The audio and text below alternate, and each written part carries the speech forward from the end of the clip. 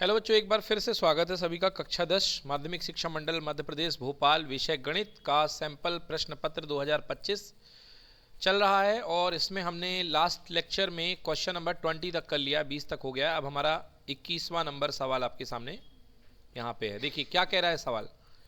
दो अंकों की एक संख्या और उसके अंकों को पलटने पर बनी संख्याओं का योग 66 है। तो दो अंकों की संख्या है, तो देखिए सबसे पहले ये मान लीजिए कि आपके पास कोई संख्या है, माना इकाई का अंक y मान लीजिए और दहाई का जो अंक है बच्चों क्या मान लें आप, x। क्या मान लें, x। तो आपके मन में आपको संख्या लग रही होगी एक्स वाई, बट बेटा ये गलत है, क्योंकि गणित के नियमों में x और y अगर रख दो आप, क्योंकि दहाई का अंक x है, तो यदि आप सोचोगे कि कोई संख्या 6 3 है 63 है, तो ये गलत है बेटा। ये इसको गुणा समझा जाएगा। एक्स वाई का मतलब गणित में होता है x गुणे वाई, तो वो संख्या 6 गुणे 3 18 कहलाएगी। तो ये संख्या इस प्रकार से नहीं होती है। तो अगर दहाई का अंक y है और इकाई का अंक x है, यहाँ पे हाँ ठीक है, इकाई का अंक y है, दहाई का अंक x है, तो बच्चों जो संख्या होगी वो क्या होगी, संख्या जो होगी बच्चों वो होगी 10x प्लस वाई। आपने संख्याओं का प्रसारित रूप लिखा होगा ना, तो संख्या क्या होगी 10x प्लस वाई, क्योंकि इकाई का अंक का मान 1 इसका होता है और इसमें 10 का गुणज होता है, तो 10x प्लस वाई संख्या हो गई आपके पास में। अब क्या कह रहा है कि दो अंकों की संख्या, कह रहा अंकों को पलट दो। अब चलो अंकों को पलटने पर, अंकों को पलटने पर, तो बेटा अंकों को पलट कर दोगे तो इकाई की जगह दहाई, दहाई की जगह इकाई आ जाएगा। ये दहाई का अंक इकाई का बन जाएगा, इकाई का अंक दहाई का बन जाएगा, तो संख्या बन जाएगी 10y प्लस एक्स, राइट। अंकों को पलटने पर जो नई संख्या बनेगी वो 10y प्लस एक्स बनेगी। अब क्या कह रहा प्रश्न, कह रहा है कि उस संख्या और उसके अंकों को पलटने पर बनी संख्याओं का योग 66 है। तो प्रश्नानुसार क्या बात कही जा रही है, ओरिजिनल संख्या 10x प्लस वाई और पलटने पर बनी संख्या 10y प्लस एक्स, दोनों संख्याओं का योग कितना है 66। हल कर लें, 10x और 1x हो गया 11x और y और 10y हो गए 11y बराबर 66। 11 कॉमन ले लें, x प्लस वाई बराबर 66, तो x plus Y equal to 66 upon 11। ये कट गया बच्चों 6 बार, मतलब पहला समीकरण आपके पास आ गया x प्लस वाई बराबर कितना 6।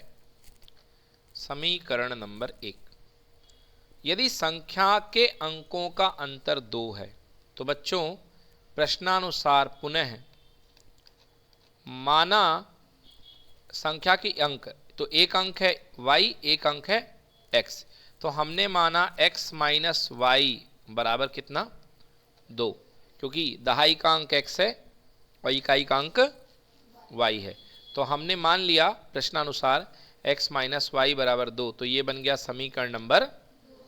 अब दोनों को हल कर देते हैं, चलिए हल कर दें। 1 तथा 2 को विलोपन विधि से हल करने पर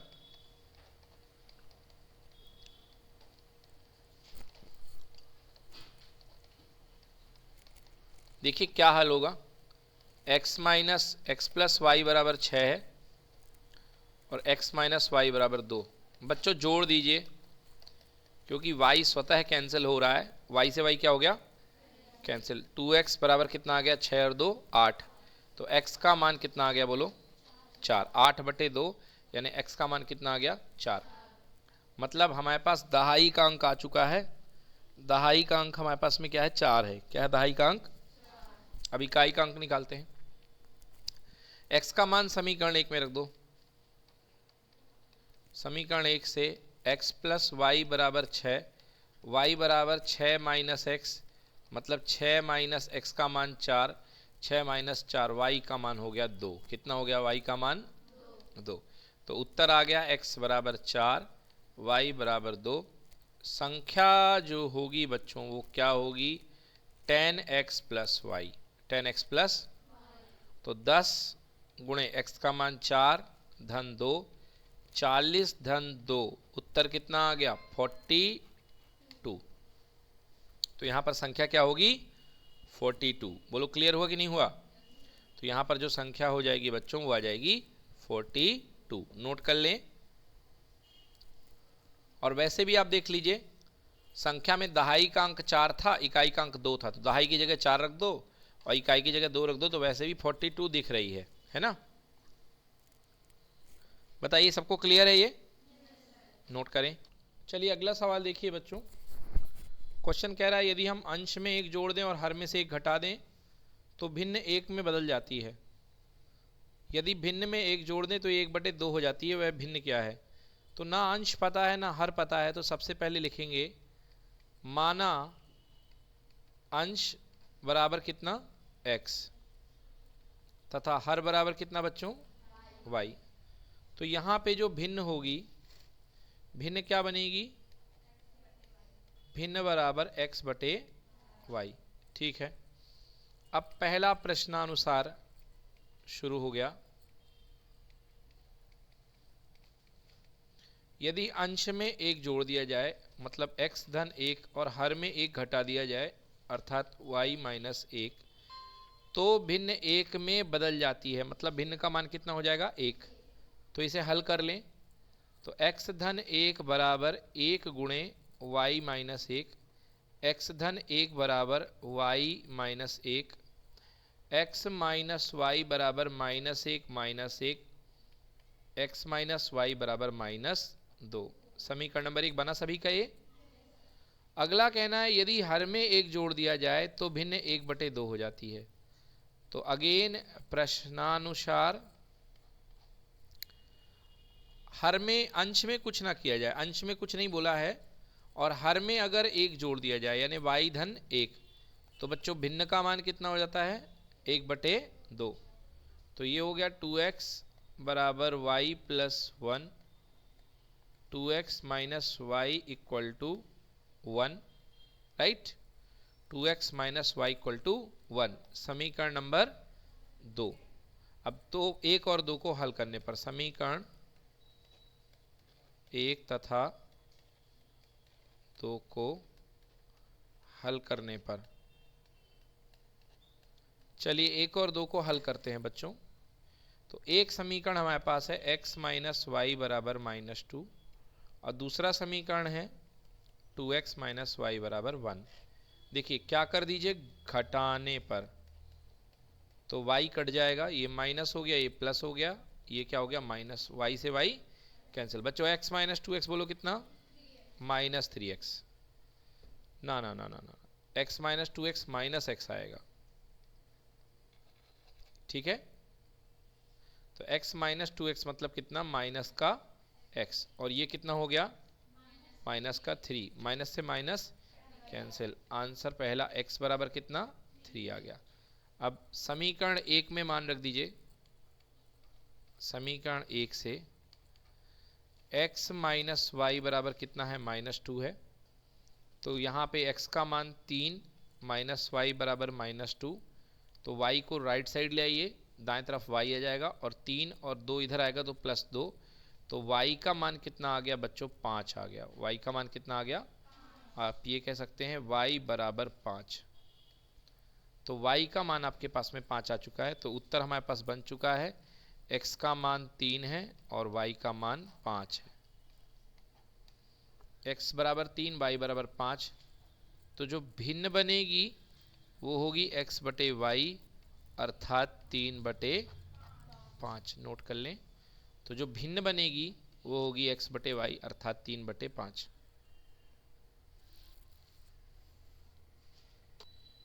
देखिए यहाँ कहा गया है कि एक खिलौना त्रिज्या 3.5 सेंटीमीटर वाले एक शंकु के आकार का है। तो एक टॉय है, यहाँ पे एक खिलौना है जिसकी त्रिज्या यानी कि रेडियस 3.5 सेंटीमीटर आपको दे दी गई है, जो उसी त्रिज्या वाले एक अर्धगोले के ऊपर रखा हुआ है।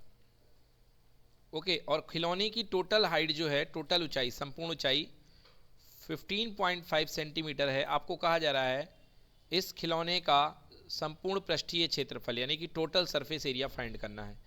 तो देखिए मैं आपके सामने पहले एक खिलौना बना देता हूं कि एक खिलौना किस टाइप का है। ठीक है, तो जो आपके पास में ये खिलौना है, इसमें सबसे पहले आपके पास में जो निचला हिस्सा है वो एक शंकु है। क्या है निचला हिस्सा बच्चों?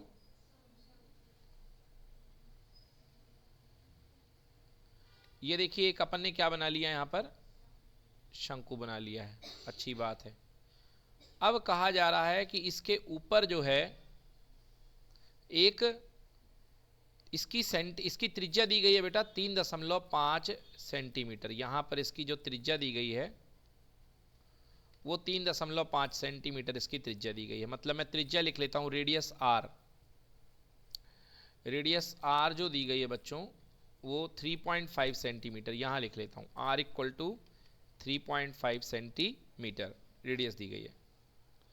अब इसके ऊपर एक आधा गोला रखा हुआ है, तो इसके ऊपर एक आधा गोला मैं रख देता हूं, है ना। ये देखिए, ये इसके ऊपर आधा गोला इस तरीके से रखा हुआ है। कुछ गड़बड़ बन गया,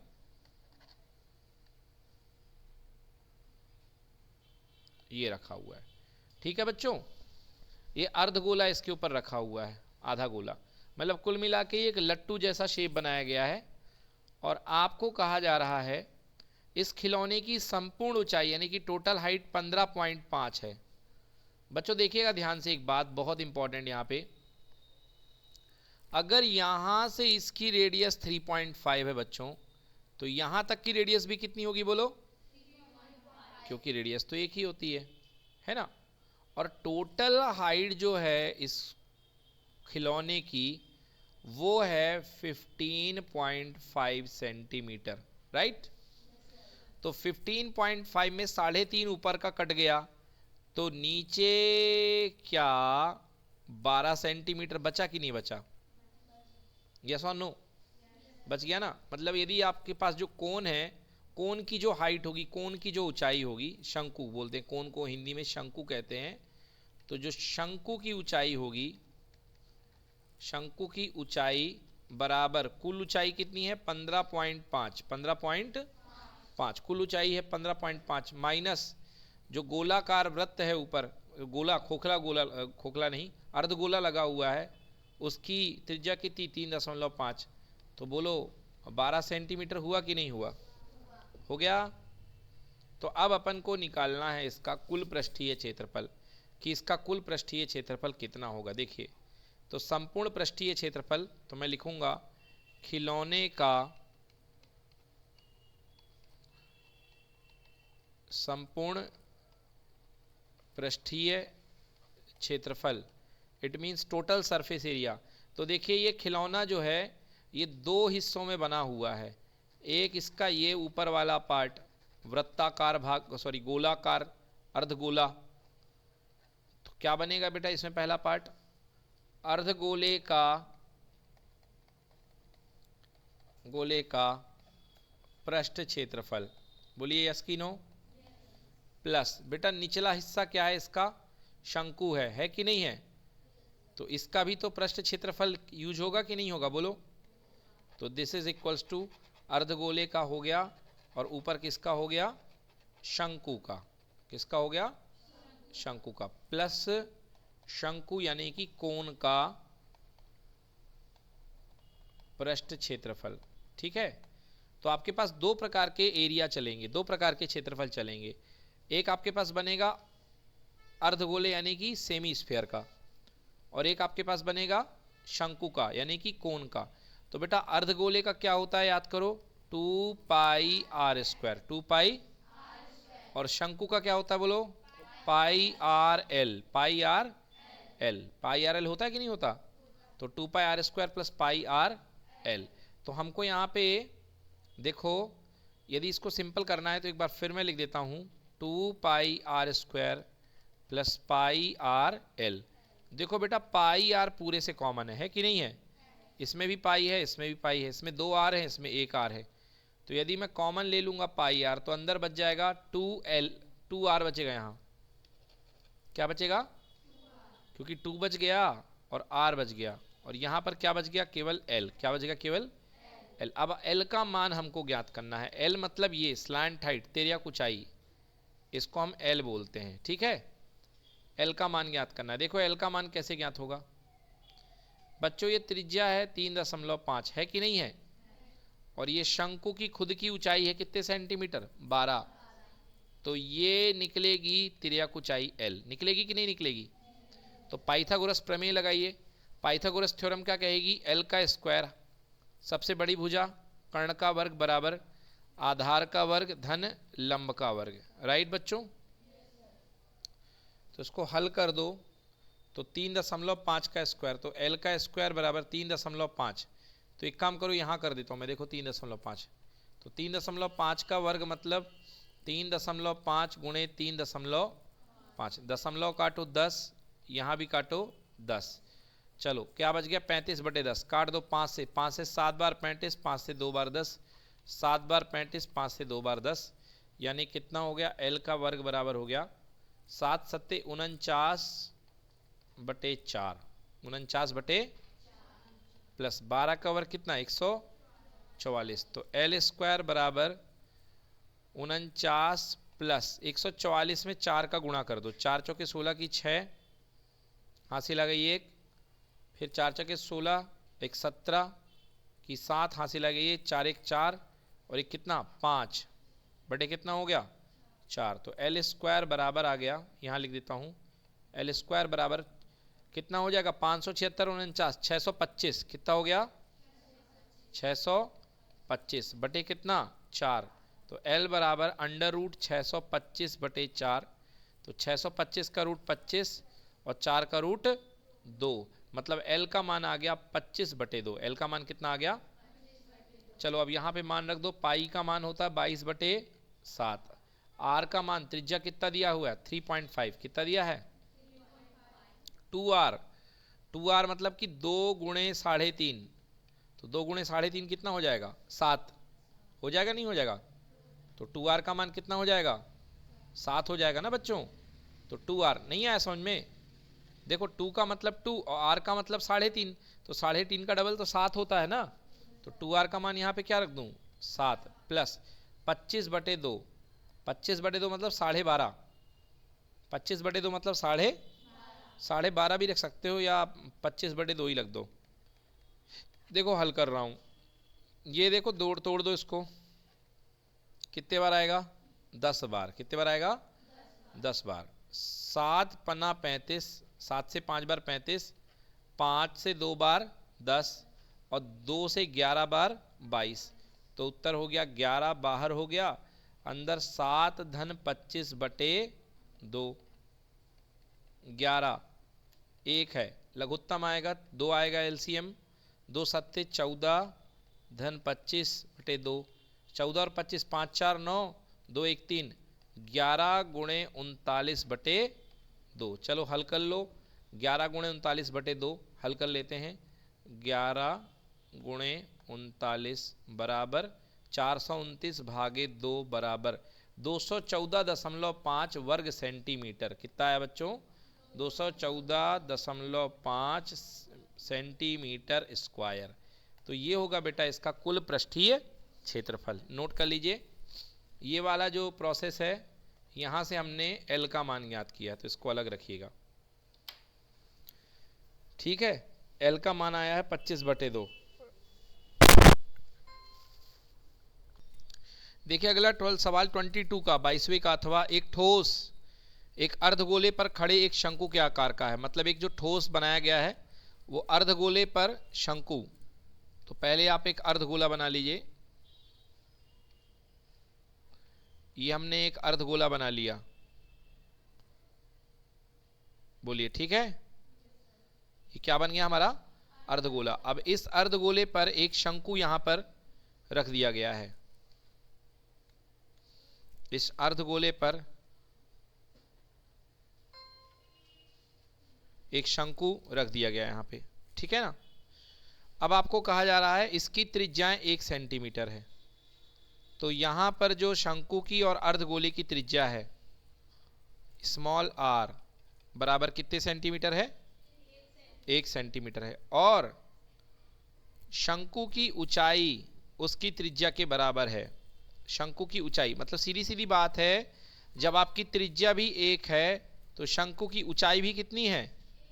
1 है, क्योंकि त्रिज्या और ऊंचाई एक बराबर है। बोलो है कि नहीं है? तो त्रिज्या भी 1 है, ऊंचाई भी 1 है। आपको कह रहा है कि इस ठोस का आयतन ज्ञात करना है। तो बेटा इसके आयतन में कितने पार्ट कवर होंगे? 2 पार्ट। कितने पार्ट? 2 पार्ट। एक तो इसके अंदर जो ये बैठा हुआ है शंकु का आयतन निकलेगा, निकलेगा कि नहीं निकलेगा? तो एक शंकु का आयतन निकलेगा और दूसरा किसका आयतन निकलेगा? अर्धगोले का। दूसरा किसका आयतन निकलेगा? अर्धगोले का, क्योंकि अर्धगोला भी है। यस कि नो? तो इसके अंदर 2 कुल मिला के आयतन कवर होंगे। याद रखिए आयतन पूछा गया है, देख लीजिए, ठीक है ना। तो आयतन आपको निकलेगा, तो लिखेंगे हम ठोस का कुल आयतन बराबर शंकु का आयतन, शंकु का आयतन प्लस, शंकु का आयतन प्लस क्या? इसका आयतन? अर्धगोले का, अर्धगोले का आयतन, ठीक है ना। तो शंकु का आयतन यानी कोण का वॉल्यूम क्या होता है? 1/3 पाई r स्क्वायर h होता है। और अर्धगोले का आयतन होता है 2/3 पाई r क्यूब। होता है कि नहीं होता? याद कर लीजिए फॉर्मूले। शंकु का होता है 1/3 पाई r स्क्वायर h और अर्धगोले का क्या होता है? 2/3 पाई r क्यूब होता है, स्क्वायर नहीं होता। 2/3 पाई r क्यूब, ठीक है। चलिए तो देखिए यहां से हल करते हैं और देखिए पाई के पद में निकालना, मतलब पाई का मान नहीं रखना आपको। तो 1/3 ऊपर पाई बन जा, पाई आ जाएगा, पाई एकम पाई। तो क्या बन गया ये? पाई/3। क्या बन गया?